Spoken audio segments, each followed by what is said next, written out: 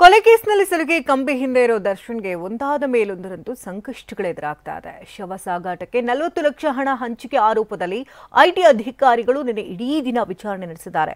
ಇನ್ನು ಇವತ್ತು ದಾಸನ ಜಾಮೀನು ಭವಿಷ್ಯ ನಿರ್ಧಾರ ಆಗಲಿದ್ದು ಅಭಿಮಾನಿಗಳಲ್ಲಿ ಕಾತರ ಹೆಚ್ಚಾಗಿದೆ. ರೇಣುಕಾಸ್ವಾಮಿ ಕೊಲೆ ಕೇಸಲ್ಲಿ ಜೈಲು ಪಾಲಾಗಿರೋ ದರ್ಶನ್ ಜೈಲಿಂದ ಜೈಲಿಗೆ ಲೊಕೇಶನ್ ಶಿಫ್ಟ್ ಆದ್ರೂ ಸಹ ಕಂಬಿ ಹಿಂದಿನ ಸೀನ್ಗಳು ಮಾತ್ರ ಚೇಂಜ್ ಆಗ್ತಿಲ್ಲ. ಬಳ್ಳಾರಿ ಜೈಲಿಗೆ ಹೋದಾಗಿನಿಂದ ಕಂಗೆಟ್ಟಿರೋ ಕಾಟೇರ ಜಾಮೀನು ಸಿಕ್ಕರೆ ಸಾಕು ಅಂತ ಕಾದು ಕುಳಿತಿದ್ದಾನೆ.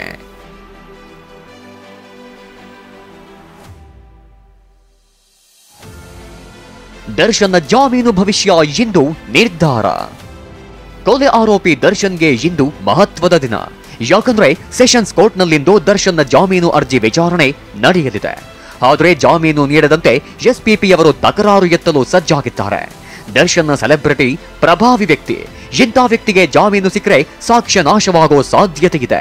ಹೀಗಾಗಿ ಜಾಮೀನು ನೀಡದಂತೆ ಕೋರ್ಟ್ನಲ್ಲಿ ವಾದಿಸಲಿದ್ದಾರೆ.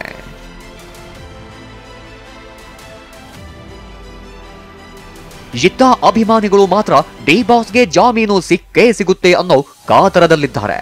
ದರ್ಶನ್ ಸೆಲೆಬ್ರಿಟಿಗಳ ಆಸೆ ಈಡೇರುತ್ತಾ ಇಲ್ಲ ಜೈಲಲ್ಲೇ ಕಾಟೇರ ಕಾಲ ಕಳೆಯಬೇಕಾಗುತ್ತಾ ಅನ್ನೋದು ಇಂದು ತೀರ್ಮಾನವಾಗಲಿದೆ. ಜೊತೆಗೆ ಪವಿತ್ರ ಗೌಡ ಬೇಲ್ ಭವಿಷ್ಯ ಸಹ ಹಿಂದೆ ನಿರ್ಧಾರವಾಗುತ್ತೆ.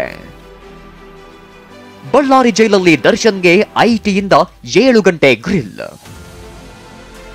ಐಟಿಯ ಸಾಲು ಸಾಲು ಪ್ರಶ್ನೆಗೆ ತತ್ತರಿಸಿದ ಕಾಟೇರ.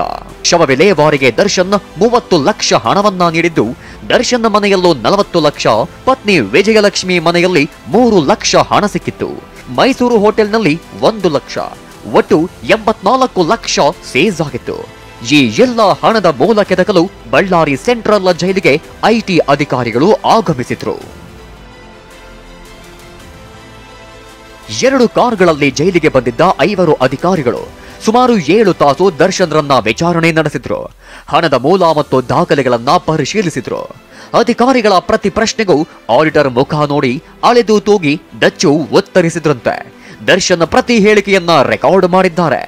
ಹಣದ ಲೆಕ್ಕಾಚಾರದಲ್ಲಿ ಒಂಚೂರು ವ್ಯತ್ಯಾಸ ಕಂಡು ಬಂದರೂ ಡಚ್ಚುಗೆ ಬಿಸಿ ತಟ್ಟಲಿದೆ. ವಿನಾಯಕ ಬಡಿಗೇರ, TV9 ಬಳ್ಳಾರಿ.